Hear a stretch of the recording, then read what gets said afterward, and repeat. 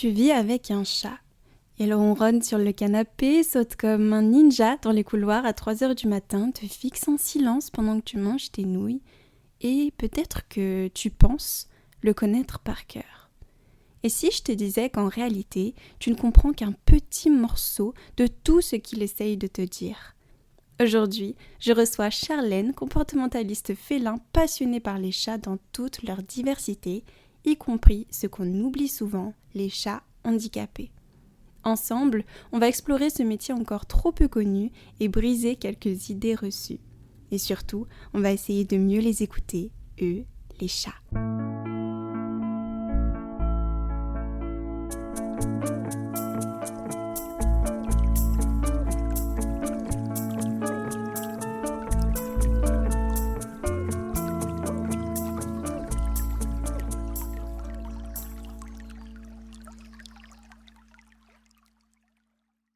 Allô et bonjour à toi Charlène, merci d'être avec moi aujourd'hui. Comment vas-tu? Je vais très bien, merci. Écoute, je suis trop contente de te recevoir aujourd'hui.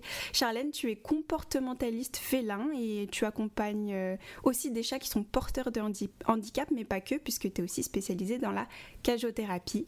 Donc moi, si j'avais envie de faire cet épisode lié à ton métier, c'est parce que j'ai envie de mettre en avant des métiers animaliers qui sont encore trop méconnus. Et bon, du coup, grâce au compte Le Square des Chats, c'est elle qui m'a donné ton contact et on a pu discuter ensemble. Et donc, merci à elle, petite dédicace à cette super personne qui est vraiment géniale et qui aussi crée du contenu super intéressant. Mais de toute façon, je mettrai toutes les citations, toutes les personnes mentionnées dans la description. Mais voilà, tu es dans un métier super intéressant, encore méconnu ou considéré comme peu utile. Et pourtant, on croit souvent bien connaître nos chats alors qu'en réalité, ils sont encore plutôt mal compris. Et quand ils ont un handicap, ça devient encore plus délicat. Donc, est-ce que tu peux, Charlène, te présenter pour celles et ceux qui ne te connaissent pas encore et peut-être tes animaux, si tu en as? Alors, bonjour à tous qui nous écoutez. Je m'appelle Charlène, je suis comportementaliste depuis maintenant décembre dernier. Je suis en même temps aussi cat-sitter, mais ça, c'est pas le propos aujourd'hui. Et puis, je suis basée sur Nantes, mais je fais des visios aussi, donc dans toute la France. Ok. Et j'ai deux petites chattes. Oh. Oui, c'est Snow et Suki. Oh, trop mimi. J'ai vu quelques photos sur ton compte Instagram, elles sont trop mignonnes. Je suis pas objective, mais... On l'est jamais vraiment. Hein. Pour moi, mes animaux sont les plus beaux de l'univers. Et pourtant, je prétends être objective. Et du coup, c'est elles qui t'ont donné envie de faire ce métier? Alors, tout part de Snow. Parce qu'en fait, j'ai eu des problèmes avec elle. Déjà, de base, quand je l'ai eue, je l'ai récupérée chez des particuliers qui voulaient s'en débarrasser. Oh là là. Oui, donc on sait ce que ça veut dire.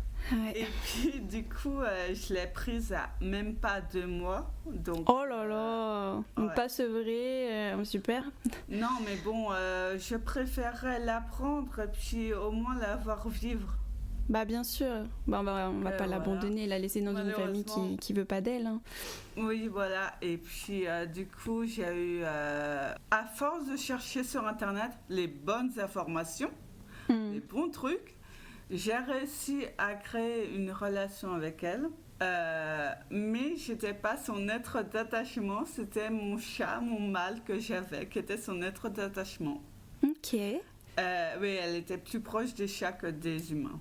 Ok. Et puis quand il est parti, elle m'a fait énormément de comportements du coup dérangeants en fait. J'ai fait appel à une comportementaliste que je connais sur Nantes. Et puis du coup en fait tout est parti de là. Ok. Oui, ça t'a donné la passion du métier. Voilà, c'est ça. Et puis en fait je me suis dit c'est vrai que aider les personnes à ne désemparer comme moi, c'est vrai que c'est vraiment très riche, quoi. C'est ce que j'aime faire. C'est génial, mais du coup tu t'es lancée grâce à Snow et elle t'a donné cette motivation de faire ce métier-là. Tu faisais quoi avant? Sauf si t'as pas envie d'en parler. Si t'as pas envie d'en parler, c'est pas un problème, mais je suis un peu curieuse de savoir comment justement t'es passée peut-être d'un secteur complètement différent à celui du secteur animalier. Alors en fait, je suis toujours dans ce secteur, parce que je ne suis pas à 100% dans mon entreprise. J'aimerais bien, mais je peux pas encore. Ok. Donc en fait, je suis du coup en même temps nounou d'une petite fille. En réalité, même si j'aurais été à 100% dans mon activité, je pense que j'aurais du mal à la quitter. Ouais, mais du coup, en tout cas, avec tes deux activités, on voit que tu es une personne qui aime prendre soin des autres, en fait.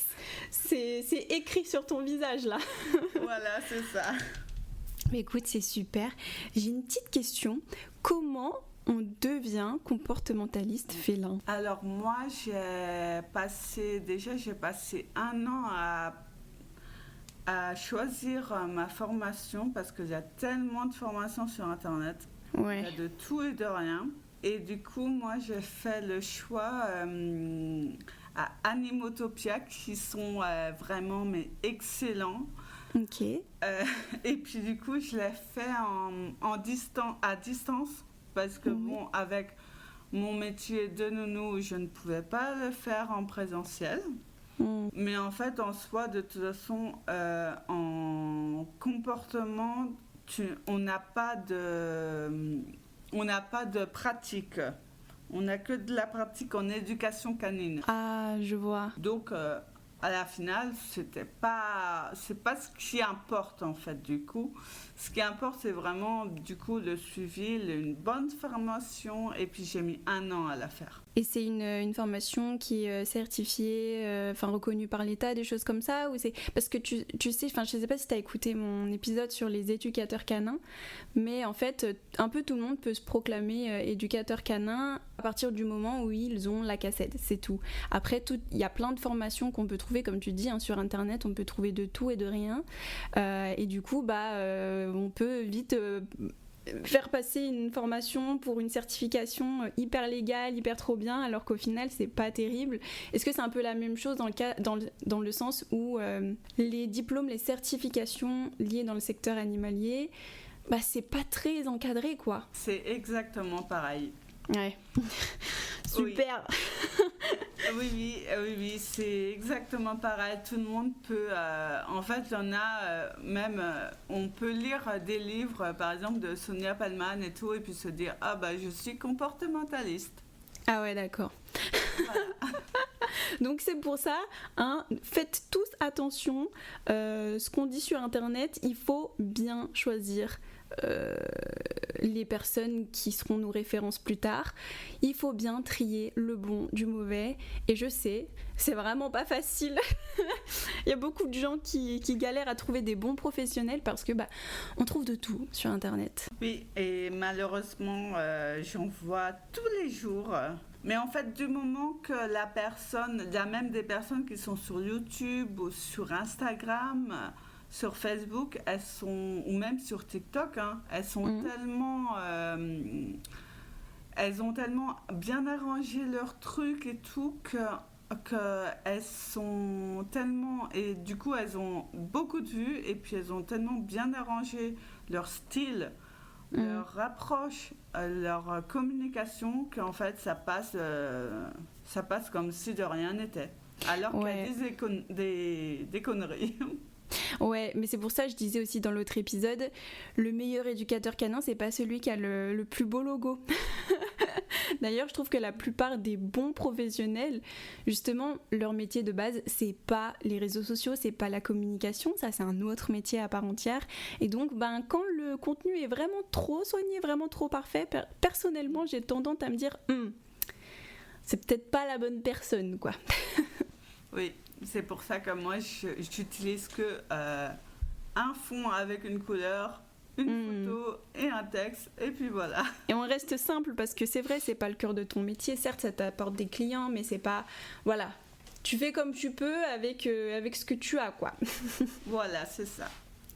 Écoute, comportementaliste félin, c'est un métier dont on parle encore peu. Toi, tu l'expliquerais comment en quelques mots? Un comportementaliste félin doit venir en aide à des personnes qui ont des problématiques en fait de comportement dérangeant venant de leur chat, mais pas que. Et on peut aussi aider les personnes à bien aménager leur appartement ou maison, et à prévenir d'un événement comme un déménagement, une grossesse, un chat handicapé, à aussi faire tout ce qui est dans le bien-être de l'animal, mais aussi de l'humain, parce qu'il faut être aussi empathique et puis ne pas juger, même Bien si sûr. des fois c'est dur.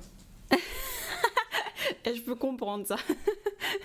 Non, mais c'est vrai, et je pense que c'est vraiment important de le mentionner. Et j'en parlais aussi, non. Ah, il y a Kaito qui vient nous dire bonjour. Bonjour Kaito. Et oui, je suis pas qu'avec toi aujourd'hui. Que c'est important de se dire que quand on est accompagné par un professionnel dans le secteur animalier, c'est un accompagnement, ça veut dire qu'il y a un rapport aussi de humain à humain. Et ça, si c'est pas pris en compte, fuyez, parce que c'est hyper important de se sentir bien avec une personne qui est censée nous aider à faire les choses mieux pour son animal. Donc c'est super intéressant que tu mentionnes ça, parce que c'est vrai que je trouve que la plupart des professionnels ne mentionnent pas forcément ça, ce rapport à l'humain directement, tu sais. Oui, moi je sais que je le mentionne parce que je trouve que c'est 80% du travail. Hein. Ouais, complètement. Et du coup, toi, tu proposes quelle prestation? Parce que tu nous as mentionné plein de trucs, mais alors, qu'est-ce que toi tu nous proposes? Alors, moi je propose assez large. Oui. Je propose tout ce qui est, tout ce qui est accompagnement pour un bilan comportemental, donc ce qu'on a mentionné sur les problématiques de comportement dérangeant, donc tout ce qui est élimination hors litière, donc pipi à côté de la litière, le chat qui fait des attaques sur humains ou sur des autres animaux, miaulement insistant, etc. Il y en a plein. Oui. Je fais aussi du coup tout ce qui est de la prévention, donc tout ce qui est déménagement, grossesse, adoption, arrivée d'un nouvel animal, etc. Je fais aussi du coup tout ce qui est, moi j'appelle ça une consultation bien-être. Ok. C'est donc en fait pour toutes les personnes qui ont des questions sur justement le bien-être de leur chat, sur la communication, sur ses besoins, comment bien enrichir l'environnement. Oui. Et puis aussi, je fais du coup la cagiothérapie. Donc j'aide en partenariat du coup avec les vétérinaires. Oui. Je suis là pour aider les personnes qui ont des chats accidentés ou qui ont une boiterie mais qui n'est pas cliniquement diagnostiquée, à les mettre en fait dans une cage, mais une cage spéciale. Donc c'est comme un grand parc de chatons chiots. Okay. Et puis du coup, je les aide à le mettre en place tout ce qu'il faut pour le chat dans la cage. Je les aide aussi pour leur mettre les médicaments, faire les soins, mais dans la meilleure des conditions. Donc, c'est-à-dire qu'il faut en fait du coup que le chat ait le moins de stress possible pour la bonne guérison. Et puis aussi, du coup, les suivre pendant toute la durée de la cagiothérapie. De toute façon, on va revenir un peu dessus plus tard pour que tu nous expliques un peu plus ce que c'est. C'est vrai que moi, je ne connaissais pas du tout. C'est toi qui m'en as parlé. Donc, je suis assez curieuse de si justement ça ressemble... Quand on accueille un chiot, il y a beaucoup de gens qui nous conseillent de mettre des cages en place pour qu'il ait comme une safe place, une zone de sécurité. Il y a des avis très... très différents sur le sujet. Moi, pour le coup, je vois pas forcément l'intérêt, mais c'est vrai que là, c'est quand même un autre contexte. Tu nous parles de chats accidentés, etc. Donc bon, on reviendra dessus tout à l'heure, mais je suis très curieuse par rapport à ça. Et du coup, bon, pour finir un peu sur cette introduction, est-ce que toi, tu peux nous expliquer comment ça se passe concrètement une consultation avec toi ? Tu as dit que tu faisais aussi des visios, donc je suppose que les visios, c'est pas pour des bilans comportementaux, mais plutôt pour comment accueillir son chat ou d'événements précis. Mais du coup, comment toi, tu mets les choses en place ? Combien de temps ça dure à peu près tes consultations, etc. Est-ce que tu peux nous donner un peu plus de détails par rapport à ça ? Oui, alors non, la visio, ça sert aussi pour les bilans comportemententaux. Ok. Aussi, sauf la cachiothérapie, je la fais à domicile exclusivement. Ouais, bah oui. Oui. Est-ce que c'est un cas un peu spécial, mais autrement, et puis même je pense que bon, pour l'instant j'en ai pas encore eu, mais si jamais j'en ai un jour des chats avec conduite très agressive, la visio ça protège des risques. Oui. Pas faux, effectivement. Mais oui, la visio, c'est pour tout. À mon bon jugé, évidemment. Après, donc, comment ça se passe ? Du coup, moi, que ce soit en visio ou à domicile, du coup, la personne, elle me contacte soit par téléphone, par mail ou sur les réseaux, peu importe. On parle un petit peu de la problématique ou s'il n'y a pas de problématique, de ce qu'ils attendent en fait, de leurs contraintes, de leurs envies. Après, du coup, sur on prend un rendez-vous pour la consultation officielle. Et évidemment, pendant cet entretien, je leur dis un peu comment ça va se passer et tout. Et puis aussi les tarifs, s'ils les ont pas regardés, parce qu'il y a des gens qui ne regardent pas parce qu'ils sont tellement désespérés que... Oui. Ils prennent d'abord contact. Voilà. Après l'entretien, je leur envoie par mail un document avec un questionnaire à remplir. Une fois que je reçois le questionnaire par mail, là, je me penche sur la problématique et sur des solutions que j'ai dans la tête, tout, qu'on peut parler si je vois qu'à domicile, c'est vraiment indispensable. Après, en fait, du coup, je rassemble toutes mes idées et je les note. Et puis après, c'est à voir, en fait, pendant la consultation, si ça ou ça, je vais le faire. Du coup, après, on passe à la consultation qui va durer entre 2 et 3 heures. Ok. Tout dépend de la problématique. Du coup, on se penche vraiment sur le fond du problème. Et après, voilà, c'est ça. Ok, donc en gros, il y a une prise de contact préliminaire où on parle un peu des problématiques. Toi, tu évalues à ce moment-là si tu peux les aider dans cette problématique-là. Ensuite, tu mets en point un premier entretien, puis après ça, un questionnaire pour bien comprendre les besoins. C'est ça, et ensuite il y a la consultation où là tu apportes des solutions concrètes. Voilà, et puis après j'ai 2 mois de... Ok, oui, c'est normal. Enfin, c'est hyper important de suivre justement les évolutions de tes solutions et du coup même adapter peut-être ton accompagnement avec ces personnes-là. En tout cas, c'est super intéressant, c'est clair et ça se voit que tu es proche des gens, enfin que tu les accompagnes vraiment de A à Z, je trouve ça vraiment bien. Oui, et puis en plus le suivi c'est très important parce qu'en fait à ma première consultation qui s'est faite en visio avec une charmante cliente que si elle nous écoute elle va se reconnaître et on s'est rendu compte pendant le suivi, je me suis rendu compte pendant le suivi qu'il y avait un début de dépendance, donc d'où l'importance du suivi. Non mais c'est super. Ok, bon, je pense qu'on a plutôt bien introduit ton activité, donc on va pouvoir nous aussi rentrer dans le vif du sujet. Être comportementaliste félin, concrètement, qu'est-ce que c'est ?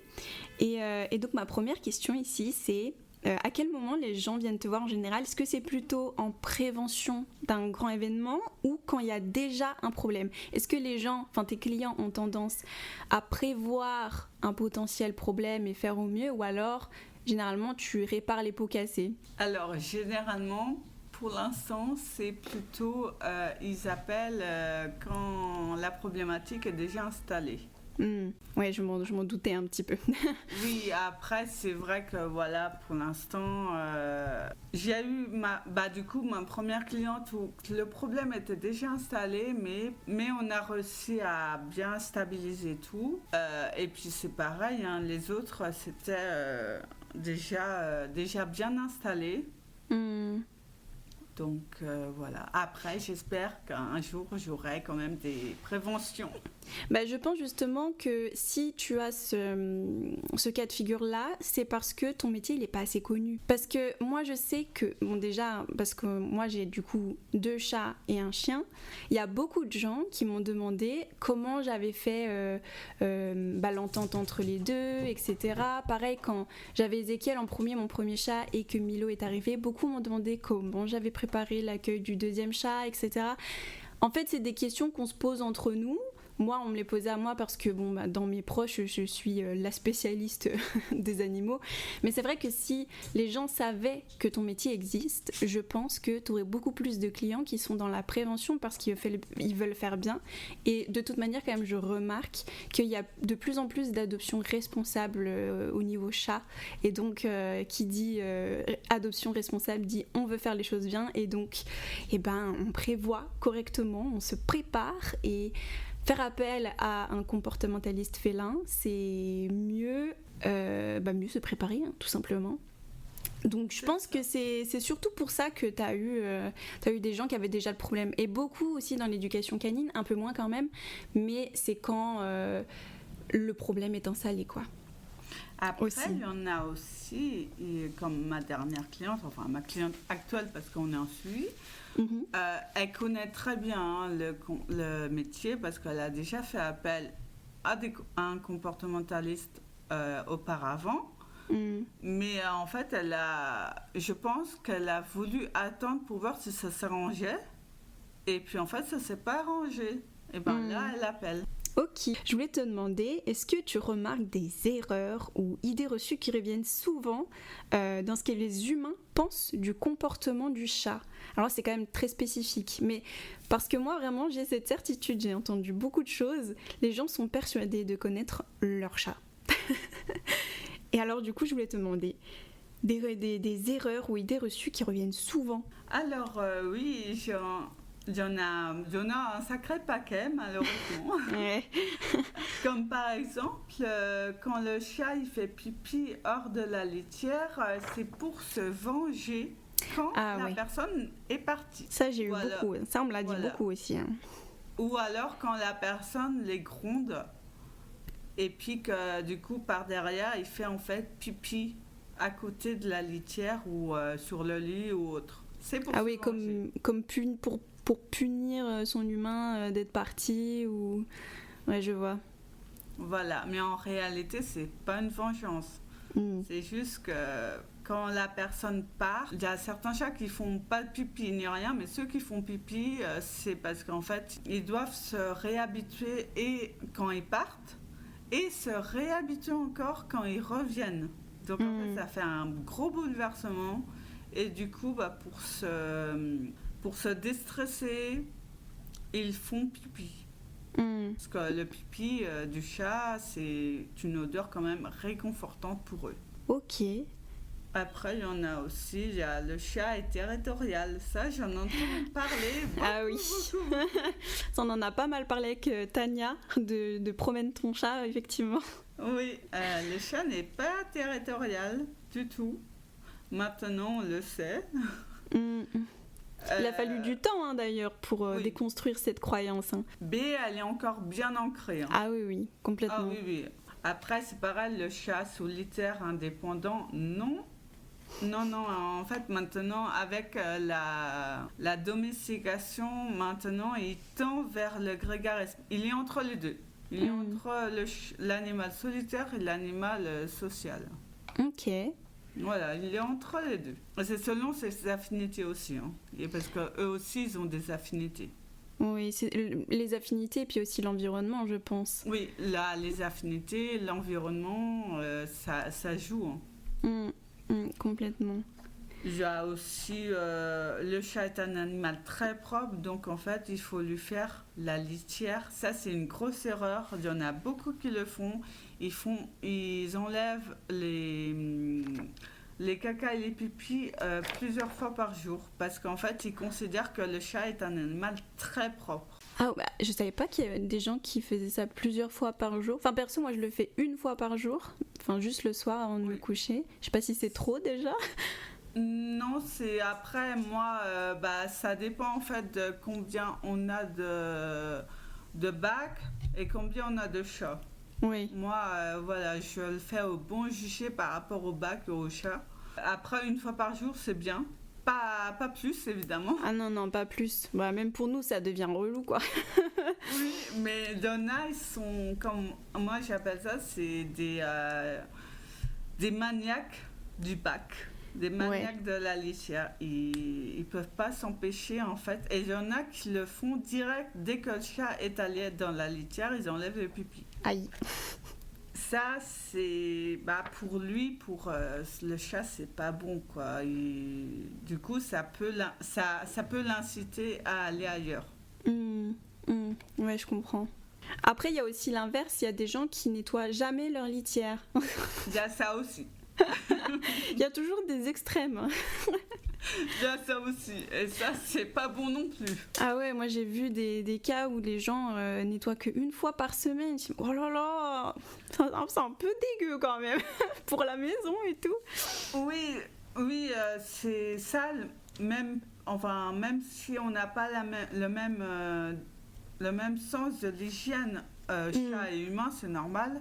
Mais même pour eux, une fois par semaine, c'est largement pas assez, quoi. Ouais. Non, mais c'est clair. Mais en fait, c'est bien que tu mentionnes ces croyances, ces mythes, parce que c'est vrai qu'on a tendance à faire de l'anthropomorphisme avec le chat. Le fait qu'il nous punit, le fait que, comme il est propre, on doit toujours enlever son caca, son pipi. Tout ça, en fait, c'est de l'anthropomorphisme. Oui. On projette juste...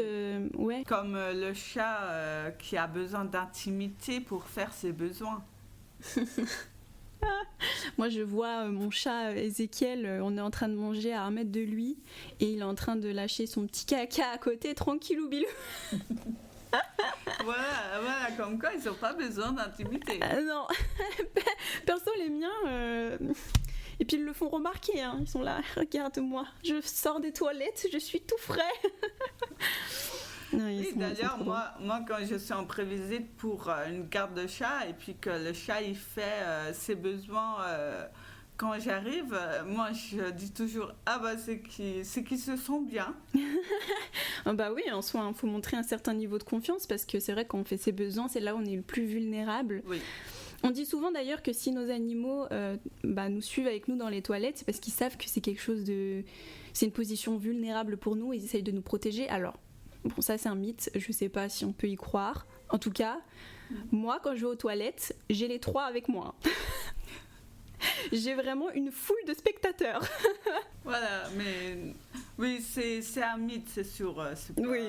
Voilà, mais oui, après de toute façon, globalement, c'est vrai que les chats, ils aiment bien venir avec nous dans les toilettes. Ouais, mais c'est fou. J'ai une petite question, moi, sur un autre mythe. J'aimerais bien savoir ce que tu en penses. Tu sais, c'est par rapport aux offrandes de ton chat.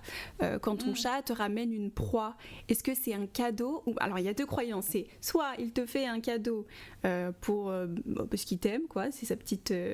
voilà, son petit truc sympa. Ou alors c'est parce que il te trouve tellement nul qu'il se dit tu sais même pas chasser toi-même et donc je te donne à becqueter parce que moi je sais faire, toi tu sais pas faire. T'en penses quoi de ça? Alors la deuxième, moi je trouve quand je vois ça sur les réseaux, ça me fait toujours rire parce que bon c'est voilà. Mais en fait les 2 versions sont des mythes de toute façon. Après, parce que, d'un point de vue éthologique, on ne sait pas encore vraiment, mais on a des hypothèses c'est qu'en fait, et ça c'est quand même une hypothèse très probable, Ouais. c'est que le chat, quand il chasse, eh ben, il ramène en fait sa proie dans son lieu où il se sent en sécurité. Ok, donc c'est pas forcément une offrande pour son humain, c'est surtout je le ramène ici parce que je me sens bien ici. Voilà, c'est ça. Je me sens en sécurité pour le manger ou pour jouer avec, parce que l'on a, il le mange pas forcément. Ouais. Mais oui, c'est plus, c'est pour être en sécurité avec sa proie.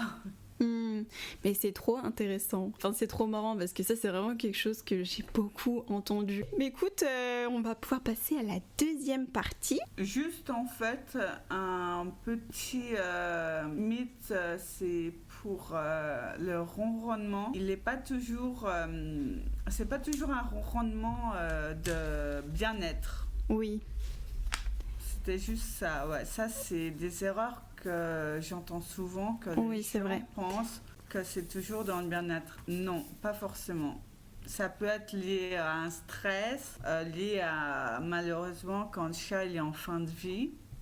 Ça, j'ai eu le cas. Quand le chat a mal, a une douleur, donc en fait, c'est un peu comme un anxiolytique, en fait. Ouais. J'en parlais un peu avec, tu sais, la thérapie assistée par l'animal. Le ronronnement du chat, je sais plus si c'est de la dopamine ou de la sérotonine. Bon, c'est l'un des deux, mais ça produit ça. Et donc, c'est vrai que le chat, quand il ronronne, ça peut être pour s'apaiser lui-même. Comme on a des signaux d'apaisement avec le chien, pour le chat, ça va être à travers le ronronnement et d'autres signaux. Et effectivement, ça peut dire que l'animal a un problème de santé, l'animal est en souffrance. Donc voilà, ça va dépendre du contexte. Il faut vraiment faire attention au ronronnement. Ça ne veut pas juste dire que ton chat il est trop content, trop posé. Voilà. Ça peut être un avertissement à écouter, à prendre en compte. Oui, c'est ça. Et puis en fait, les ronronnements sont différents aussi. On va pouvoir basculer sur les spécificités des chats handicapés et cagiothérapie parce que toi, tu t'es spécialisée dans ces cas de figure-là. D'ailleurs, je trouve ça vraiment super de ta part et ça montre à quel point tu es une personne bienveillante grâce à cette spécialisation parce que c'est vrai qu'on n'y pense pas.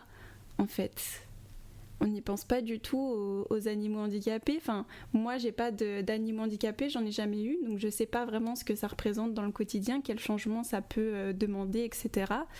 Mais voilà, qu'est-ce qui t'a amené, toi, à t'intéresser à l'accompagnement des chats porteurs de handicap ? Alors, moi, en fait, c'est en garde de chat, j'ai vu justement des chats à handicap comme, pour l'instant pas handicap physique, là je vais en avoir une prochainement, mais j'ai eu des handicaps sensoriels. Si, j'ai un chat handicap physique, il est ataxique. Qu'est-ce que ça veut dire ? Je connais pas du tout. C'est une maladie au niveau cérébral. Donc, ils perdent l'équilibre, ils marchent un peu en chancelant. Ouais, je pense que j'ai vu des vidéos de ça, effectivement. Ouais. C'est une maladie, en fait, neuronale, de toute façon. Je crois que la plupart, de toute façon, c'est de naissance. Ouais. Donc, voilà, après, il faut, du coup, adapter. Et puis, c'est vrai que j'ai eu des chats aveugles, sourds. Oui. Et puis ataxique comme malheureusement il y en a quand même pas mal quand même, hein. Ouais. À part le chat sourd, donc c'est sourd, donc voilà, il peut avoir un environnement normal, quoi. C'est juste, mais autrement un chat aveugle, il doit quand même avoir un environnement adapté. Ouais, c'est justement ce que j'allais te demander, des exemples de comment on peut adapter l'environnement d'un chat aveugle, par exemple, ou alors justement un cas de figure, un cas de handicap que tu as déjà eu, où tu as dû vraiment changer l'environnement. Qu'est-ce qu'on peut faire, par exemple, pour un chat aveugle ? Alors pour l'instant, j'ai pas eu de consultation pour chat handicapé. J'en aurai une la prochaine fois. Ça, pour l'instant, pour parler avec la dame et puis à voir. Mais autrement, oui, pour un chat aveugle, c'est... moi, déjà, toutes les ressources, il ne faut pas les mettre trop éloignées, comme j'ai vu. Dans certaines maisons, les ressources, elles étaient beaucoup trop éloignées les unes des autres. Ouais. En fait, dans des pièces différentes. Un chat aveugle, il faut réduire en fait son espace parce que comme il est aveugle, il peut pas faire, il va pas faire 4 mètres pour aller de sa laitière à ses gamelles, quoi. Bah ouais. Donc il faut faire attention. Oui, il faut essayer de rapprocher justement toutes ces ressources pour lui faciliter le plus possible la vie, quoi. Au moins, il sait quelle distance il a à parcourir entre telle ou telle chose. Ouais, je vois. Oui, et puis aussi, il faut faire attention à nos gestes. Il ne faut pas aller derrière lui, en fait. Il faut toujours déjà se prononcer. En l'appelant, c'est mieux. Et puis, mais toujours être, en fait, en face du chat. Oui, pour pas le surprendre, pour pas lui faire peur. Voilà, c'est ça. Oui. Parce que du coup, comme il est aveugle, il l'entend, mais du coup, s'il sursaute, on va lui générer du stress. Bien sûr. Ah, c'est dur quand même. Mais en tout cas, c'est pas parce que le chat a un handicap que c'est raté, que voilà. Il a une chance dans la vie, non, parce que j'ai déjà vu ça, que si le chat a un handicap, ça sert à rien de le garder, ou c'est juste se faire du mal pour rien. Un chat qui porte un handicap, on peut s'adapter comme on le ferait pour un enfant, donc ça devrait pas être c'est pas un motif d'abandon.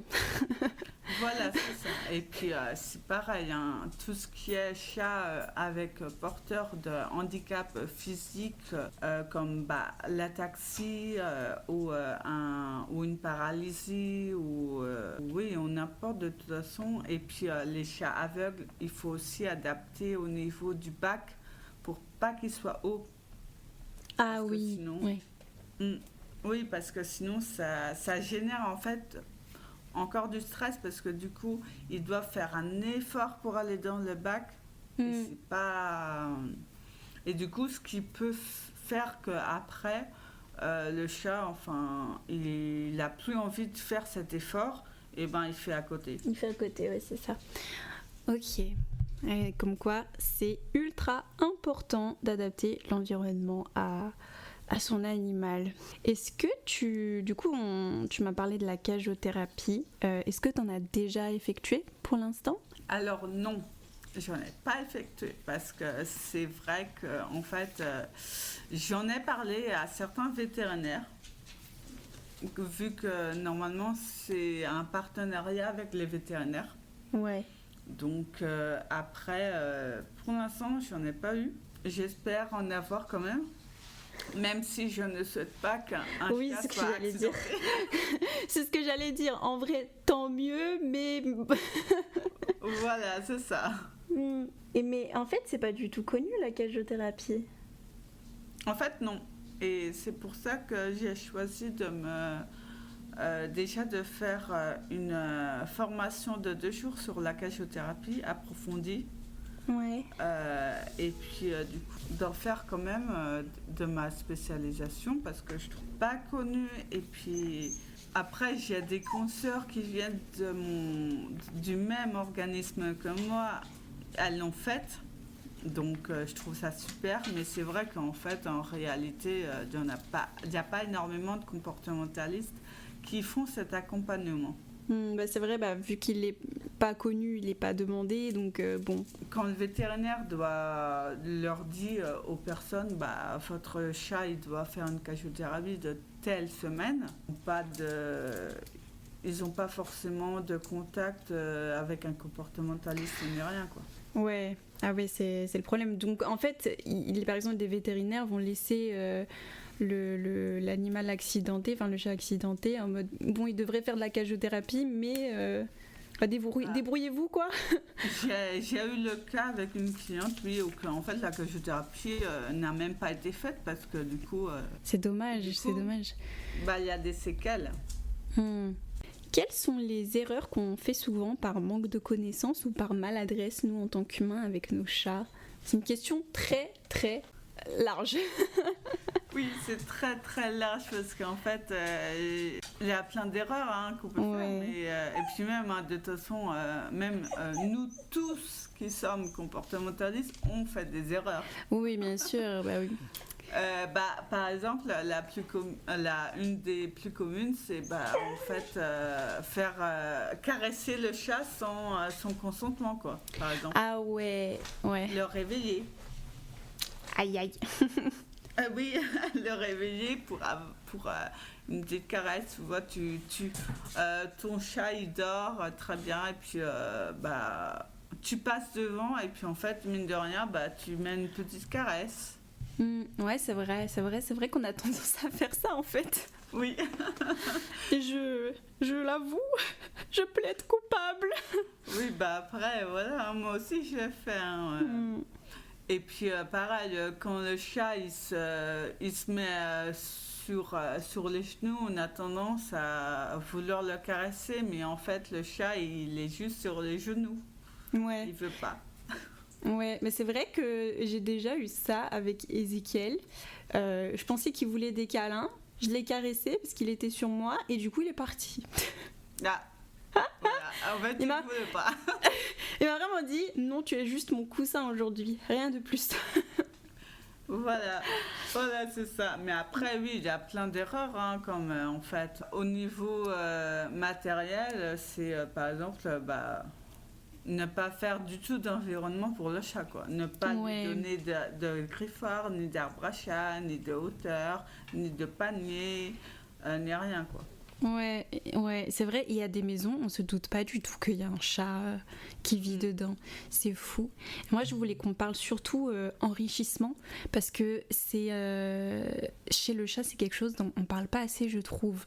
L'enrichissement, c'est extrêmement important, c'est nécessaire au bien-être de ton animal, pour le chien aussi, mais il y a beaucoup de gens qui se disent justement, le fameux mythe dont on parlait tout à l'heure sur l'indépendance du chat solitaire, etc. Et donc, il en a rien à faire de nos petits jeux d'interaction, de nos machins.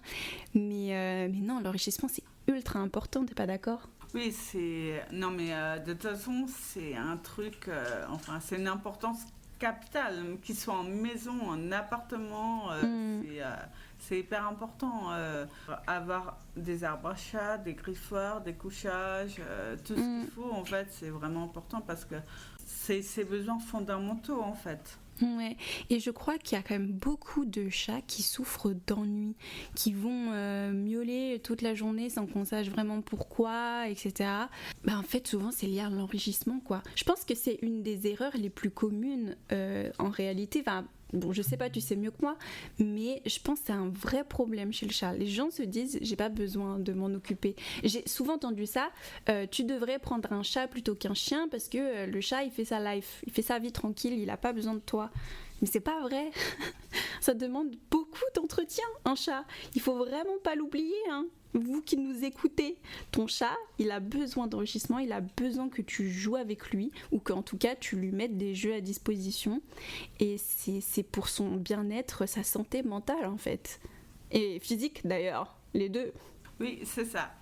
Alors moi je vais pas dire santé mentale parce que c'est un terme médical, santé émotionnelle. Émotionnelle, on va dire ça. Voilà. Mais oui, c'est très important. Et puis c'est vrai qu'en fait, c'est une des erreurs les plus répandues en fait à faire. Même chez les chats qui sont en appartement, j'en vois énormément. Et puis en fait, ils ont absolument rien. Mais c'est vraiment triste. Enfin, on peut faire tellement de choses en plus. Mais bien sûr, il suffit d'être un peu imaginatif et créatif. Oui, voilà. Bon, je vais partir sur une question un peu tristounette, même si en vrai, c'est pas obligé d'être triste, mais est-ce que tu as une histoire marquante où un chat t'a particulièrement touché dans ton parcours ? Pour l'instant, comme je ne suis pas expérimentée de 5 ans sur le comportement... C'est vrai. Là, celle que je suis en train de faire Ouais. Le suivi que je suis en train de faire. Je viens de faire le deuxième point de la deuxième semaine hier. C'est fou comme quoi, en fait, on a tout fait. On a tout fait, et encore on a fait des petites concessions pour la dame, parce que ça venait quand même du profond, une dépendance, donc c'est quand même assez...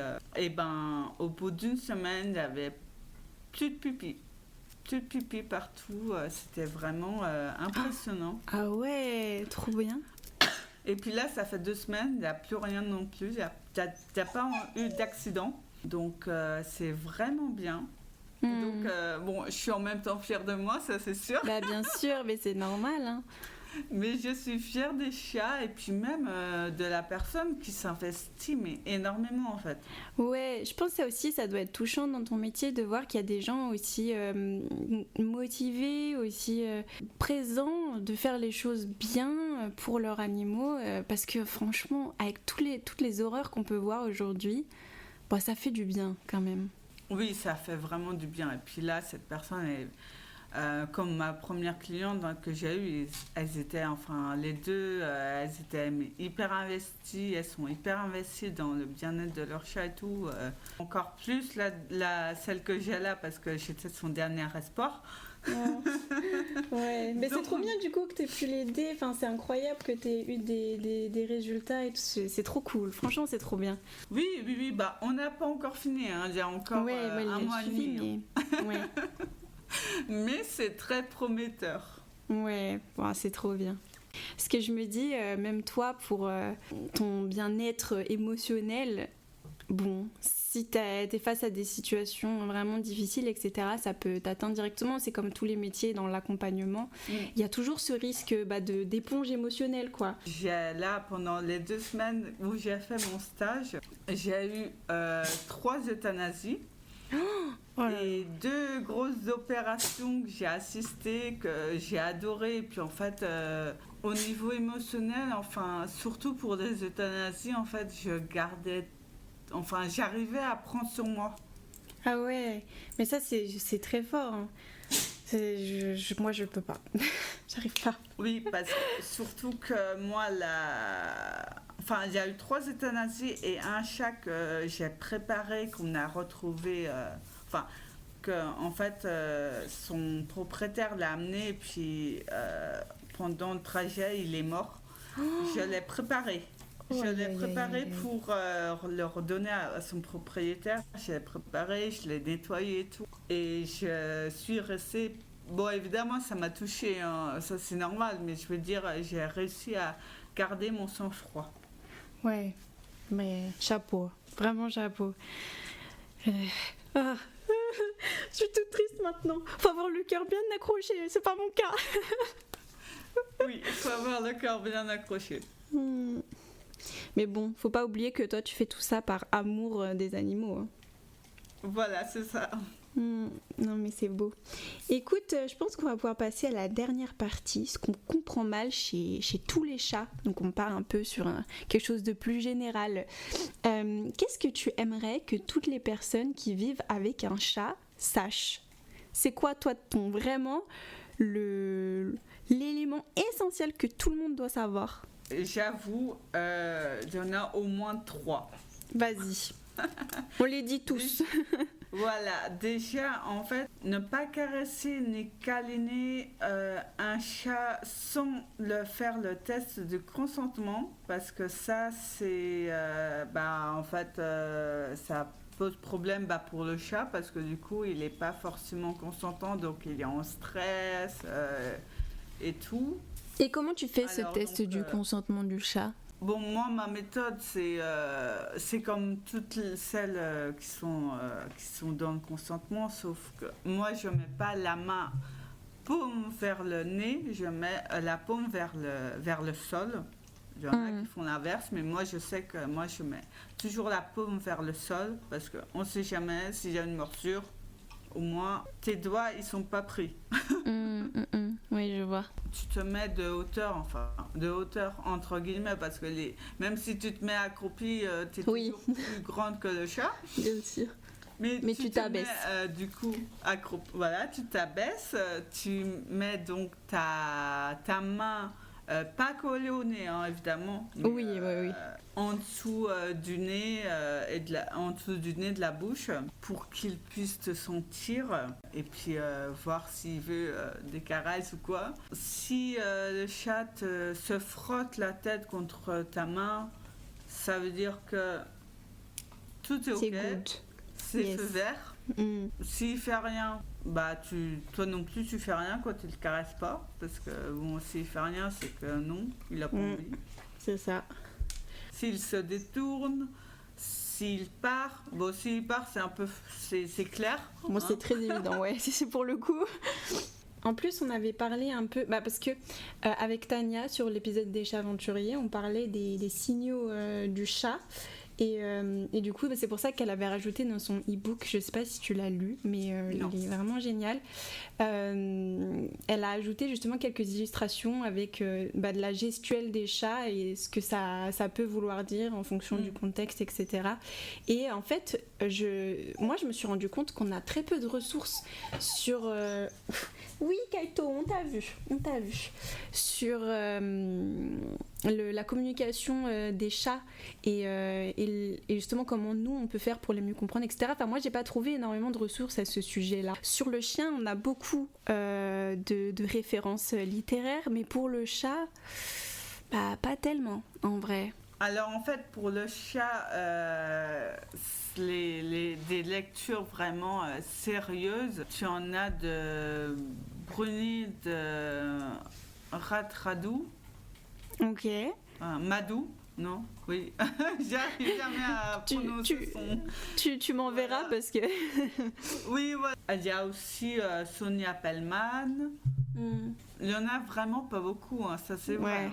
Ouais.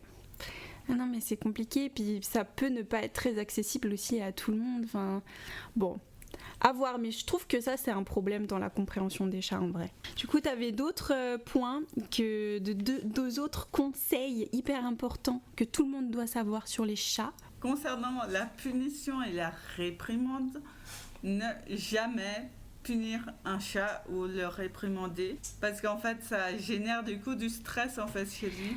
Ouais. Oui, et puis du coup la punition, de toute façon le chat il ne comprend pas.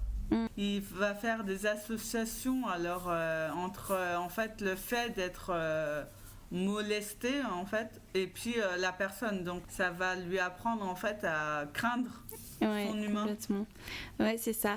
Et justement, j'avais fait une vidéo sur le sujet, toi aussi d'ailleurs, sur l'éducation coercitive et l'éducation positive, donc je me permets de faire le parallèle ici parce que ça concerne tous les animaux pour le coup. Donc le coercitif, c'est l'éducation, si on peut appeler ça une éducation basée sur la peur, la punition, et le positif, c'est plutôt récompenser les bons comportements. Et donc, comme elle le dit là, Charlène, la punition, c'est complètement contre-productif. Voilà, comme elle le dit, ton chat, il va juste apprendre à avoir peur de toi et il va pas comprendre qu'il a fait une mauvaise action. Donc, au lieu de ça, mieux vaut récompenser les bons comportements pour lui apprendre les choses et l'ignorer quand il fait des trucs pas terribles. Voilà, c'est ça. Et puis, si vraiment le problème... persiste, comme des pipis ou des attaques, il faut déjà aller voir son vétérinaire pour savoir s'il n'y a pas une douleur, s'il n'y a pas une cystite, s'il n'y a pas un problème de santé. Et puis après, aller voir un comportementaliste, un bon comportementaliste. Oui. Et puis il se peut que ça soit que comportemental ou que santé. Et des fois, il se peut que aussi les deux se rejoignent. Et il y a un truc qu'il faut vraiment pas faire. Je sais que c'est évident, mais je préfère le rappeler au cas où. Prendre son chat, l'attraper par la peau du cou pour le mettre face à ses déjections, c'est stupide. Voilà, j'ai rajouté mon petit sermon habituel. Oui, ça j'aurais pu le dire, c'est vrai. Ouais, mais ça c'est vraiment très, très commun. Voilà, c'est ça. C'est comme pour aussi le pchit d'eau. C'est pareil, Ah ouais, on mais ne ça, sait j'ai pas. vu ça partout, hein. Je vois beaucoup de vidéos, bon, c'est souvent aux États-Unis, ça. Mais je me dis, mais qui a lancé cette pratique de foutre de l'eau sur son chat, là? Je comprends pas. Non, vraiment, l'eau sur les animaux, enfin, tout ce genre de choses forcées. On ne fait pas ça. Les pchits d'eau dans la truffe là de ton chat, tu ne fais pas ça. Pareil pour ton chien, parce qu'on connaît un célèbre éducateur qui est partout sur les réseaux, sur YouTube, etc. C'est pas la bonne pratique. Je mets ça là, je ferai attention au procès pour diffamation, mais il y a des choses à pas répéter. Il y a des... Voilà, c'est pas des techniques d'éducation, ça. Je vois quel éducateur tu parles. Bien sûr, je pense que tout le monde voit. Enfin, tous ceux qui connaissent bien. Je ne suis pas pro chien, mais j'en connais un peu. Ouais. Mais bon, à voir, je me dis non. Ouais, bah même Tania de Promène ton chat, elle me disait bon, j'ai pas de chien, mais moi je connais les fameuses pratiques avec les canettes et les bouteilles d'eau. Ouais, ça tourne beaucoup et ça généralise de mauvaises pratiques en fait. Oui, c'est ce que je disais en fait. De toute façon, c'est comme pour les comportementalistes chats, ou les soi-disant, moi j'appelle ça, soi-disant comportementalistes, ils sont tellement réputés sur les réseaux et tout, peut-être même médiatisés. Et ben, Ouais. en fait, les gens préfèrent écouter ceux-là plutôt que les autres. Bah ouais, ils disent s'ils sont plus écoutés, c'est qu'ils ont raison, mais ça veut pas dire ça. Ça veut pas dire ça du tout. Moi, c'est ce que je pensais pour ce fameux éducateur dont on dira pas le nom, parce que beaucoup de youtubeurs hyper connus ont fait appel à lui, etc. Et des youtubeurs que j'aime bien. Donc je me suis dit, bon bah c'est fiable. Mais en réalité, tu creuses un petit peu et tu te rends compte qu'il y a un problème. Donc faites attention, hein, vous fiez pas qu'aux réseaux sociaux, etc. C'est pas parce que la personne est ultra connue qu'elle est fiable. Renseignez-vous bien avant et faites confiance aussi à votre jugeote. Donc voilà, ouais. Est-ce que tu avais un autre élément? Tu as dit que tu avais 3 choses à dire sur... Oui, en fait, on en a parlé tout à l'heure, donc je pense que je n'ai pas besoin de le redire par rapport à l'enrichissement Oui. de l'environnement. Oui, c'est vrai qu'on en a fait un élément à part entière, mais effectivement, hein, l'enrichissement, c'est primordial, c'est fondamental, comme tu l'as dit, pour les animaux en général. Dès que tu as un animal, chien, chat, lapin, tout ce que tu veux, l'enrichissement, c'est essentiel. Exactement. Est-ce que tu as un conseil très simple pour renforcer le lien humain-chat? Bon, déjà, respecter son consentement, c'est déjà la base. C'est la base, oui. Voilà. Et en fait, oui, pour vraiment renforcer le lien, c'est la patience. La patience, la douceur. Oui. Et oui, le consentement aussi qui est vraiment primordial. Et puis lui offrir en fait tout ce qu'il lui faut pour avoir un environnement sécurisé. Mais ouais, si tu veux renforcer ton lien avec ton chat, écoute-le, passe du temps avec lui, comprends-le. Oui, si les livres ne répondent pas aux questions, et puis allez voir un ou une comportementaliste bienveillant, elle ou il vous répondra soit par téléphone si c'est vraiment des petites questions, ou sinon faire une petite consultation bien-être. Et puis il vous répondra vraiment sur toutes les questions que vous vous posez avec évidemment grand plaisir. C'est ça, donc si vous avez des difficultés à comprendre votre animal et que vous savez plus trop où aller, en fait vous savez où aller, puisqu'il y a des comportementalistes qui sont faits pour ça, pour vous aider à mieux comprendre votre animal. Et voilà, on n'est jamais tout seul. On peut trouver de l'aide partout. Ce qui m'amène à une question, donc je t'en avais parlé dès le début, mais est-ce que tu peux nous recommander une ressource, un compte sur les réseaux sociaux par exemple, ou un livre à suivre pour mieux comprendre son chat? Personnellement, moi je vous conseille de suivre le Square des chats qui est très actif sur Instagram, les Patounes Heureuses évidemment, mais c'est ton compte Instagram donc pas besoin de le répéter non plus, mais le Square des chats est vraiment trop bien, elle est trop gentille, elle est super bienveillante, elle fait beaucoup de contenu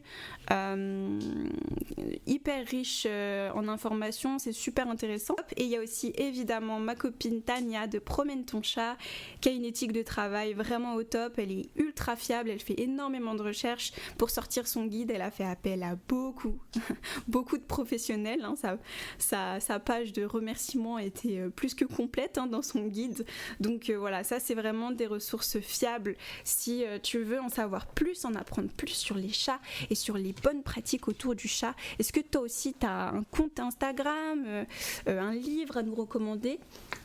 Alors, en livre, j'ai celui de Sonia Pellman que j'ai dévoré et que j'ai adoré pendant ma formation, qui m'a beaucoup aidée. Ok. Il y a aussi celui de Gwendoline Lepeutrec-Redon. Ok.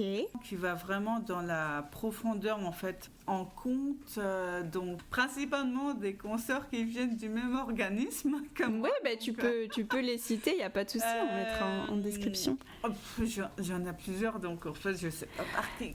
Tu vas devoir sélectionner 2. Je sélectionne déjà La Voix du chat. Ouais.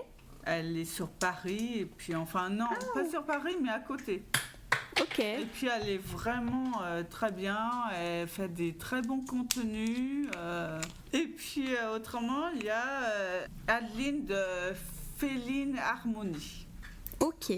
Pareil, elle crée du contenu sur les réseaux. Oui. Ok, super.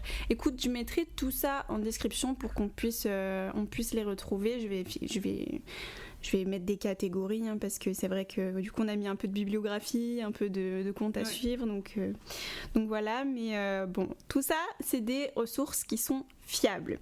Et pour finir, si tu avais un seul message à faire passer aux personnes qui nous écoutent, ce serait quoi? Aimez vos chats comme ils sont. Peu importe le caractère, peu importe s'ils sont handicapés, peu importe s'ils ont une maladie, aimez vos chats comme ils sont. Et c'est vraiment bien, je trouve que tu termines sur cette phrase parce que c'est vrai, il y a beaucoup de gens qui aimeraient que leur chat soit de telle ou de telle façon.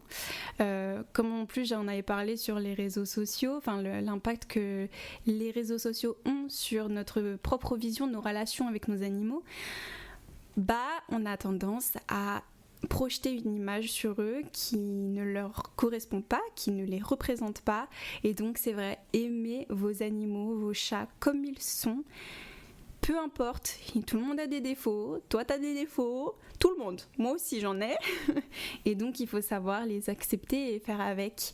Donc vraiment merci pour cette petite morale, je trouve que c'était très bien choisi. On va pouvoir conclure cet épisode. Merci beaucoup Charlène pour ce premier épisode dédié au métier animalier. C'est une série que j'avais vraiment envie de faire parce qu'il existe beaucoup de métiers animaliers mais qui restent méconnus. Je t'avoue que moi-même je voulais me reconvertir dans le secteur animalier mais je savais pas quoi faire, mais c'est aussi comme ça que moi j'ai connu beaucoup de métiers dans le secteur animalier, des métiers en tout genre, mais voilà, moi je me suis tournée vers le podcast parce que finalement la communication c'est ce que je sais faire de mieux, c'est ce que j'ai étudié, j'ai fait un master en marketing digital, donc voilà, en tout cas on a vu vraiment beaucoup de choses aujourd'hui. Merci encore Charlène, c'était vraiment super intéressant, c'était passionnant. On n'est pas allé dans les détails parce que le but c'est vraiment de vous présenter un épisode métier accessible, simple et rapide, même si on n'est plus trop dans la rapidité actuellement parce que l'épisode est plutôt long. Mais bon, on verra au montage ce que j'en fais. N'hésitez pas à contacter Charlène, elle a de nombreuses prestations à vous proposer comme on l'a vu. Elle est super gentille, bienveillante, elle aime les chats. Elle propose aussi du coup du cat sitting, bon, du coup je pense que c'est dans le secteur de Nantes. Donc si ça peut intéresser, n'hésitez pas à la contacter. Elle est très présente sur son compte Instagram. Tu as aussi un site internet où tu postes des articles. Je mettrai effectivement le lien pour que les gens puissent aller voir ça. Et puis voilà, tout sera dans la description de l'épisode et en story à la une parce que j'ai fait une rubrique ressources pour ceux que ça intéresse. Tu proposes des consultations à distance, donc mes amis parisiens, ne vous en faites pas, Charlène est quand même disponible. Mais bon, elle a des consoeurs sur Paris du coup, en tout cas pas loin de Paris, donc n'hésitez pas non plus. Et puis voilà, merci beaucoup Charlène, c'était vraiment trop cool. Et puis à nos auditeurs, merci d'être là, d'être de plus en plus nombreux et de m'envoyer plein de messages d'amour. Ça me fait trop du bien, ça réchauffe mon petit cœur sensible et pas très bien accroché. Mais je suis trop contente de voir que ça fonctionne, et puis j'ai hâte de voir jusqu'où le podcast Au Poil Podcast va aller, parce que j'aimerais quand même qu'on grandisse un jour, qu'on fasse de la vidéo par exemple sur YouTube, ça pourrait être vraiment cool. Donc voilà, merci à tous, n'hésitez pas à me mettre des commentaires, à m'envoyer un message comme d'habitude, je réponds à tout le monde. Et puis on se dit à bientôt pour le prochain épisode. Et Charlène, un petit mot pour la fin? Au revoir. Et merci à toi. Bye bye.